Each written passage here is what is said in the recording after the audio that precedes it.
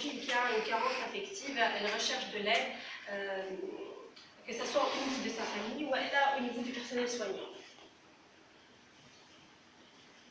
Alors, pour retenir le diagnostic de pathomanie, on a cet diagnostic d'élimination, évidemment. Il y a les arguments somatiques, quand ça ne ressemble à rien, ou quand on imagine que ça ressemble à des brûlures par des cigarettes, ou quand il y a des trucs provoqués.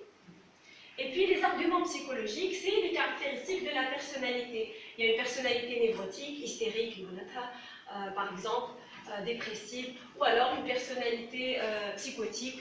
Là, c'est encore plus difficile à prendre à gérer.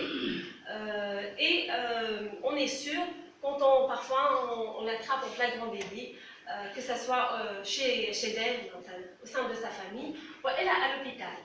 Moi, je me rappelle, il y avait une autre patiente qui était hospitalisée dans notre service. Elle avait un œdème au niveau du membre supérieur qui était récidivant. À chaque fois qu'elle était hospitalisée, l'œdème disparaissait. Et quand elle revenait chez elle, l'œdème réapparaissait. En fin de compte, elle mettait de l'élastique, un garrot, et elle avait tout le membre supérieur avec un œdème, et elle avait même des surinfections, parce que ça devient quand même, après, une porte d'entrée. Et la conduite à tenir, qu'est-ce qu'on doit faire en fin de compte? Ça c'est sûr, il faut la confier à un psychiatre.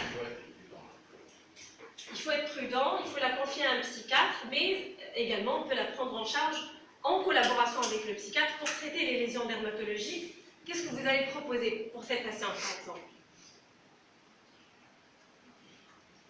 Je pense déjà en consultation dans le cadre de la dermatologie au général, c'est d'essayer de capter ce message d'appel d'aide. Si on pourrait le faire en écoutant la malade, de comprendre un petit peu sa vie affective, sa vie familiale, ses précautions professionnelles, ça aide déjà à comprendre la lacune affective en quelque sorte qui existe. Mais sinon, ça se dépasse quand on entre déjà dans un cadre psychotique, vraiment psychotique.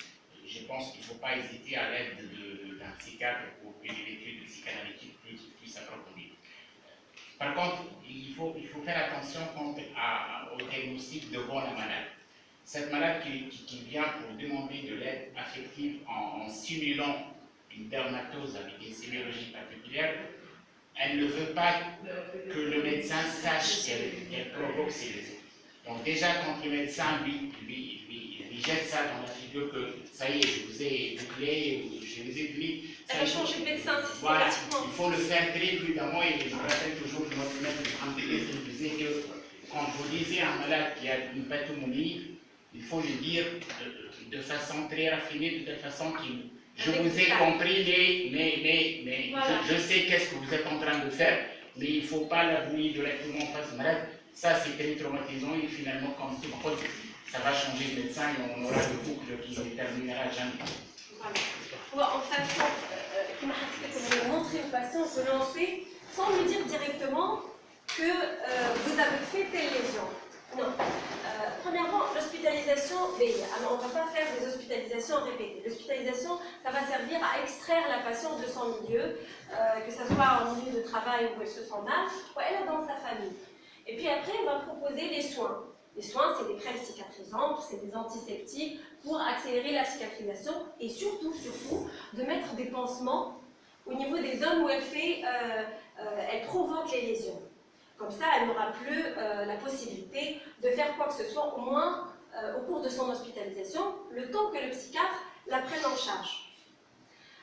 Deuxièmement, le discours doit être vraiment très fin, avec beaucoup de tact avec la patiente.